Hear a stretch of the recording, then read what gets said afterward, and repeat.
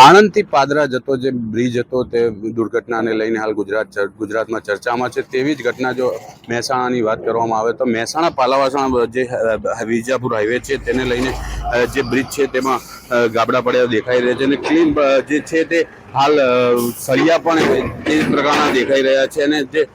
રામપુરા જતા હાઈવે ઉપર વિરમગામ અને રેલવે લાઇન ઉપર બનેલો બ્રિજ છે હાલમાં ક્ષતિગ્રસ્ત જોવા મળી રહ્યો છે। બ્રિજના જે લોખંડના સળિયા છે તે બહાર નીકળી ગયા છે અને બ્રિજની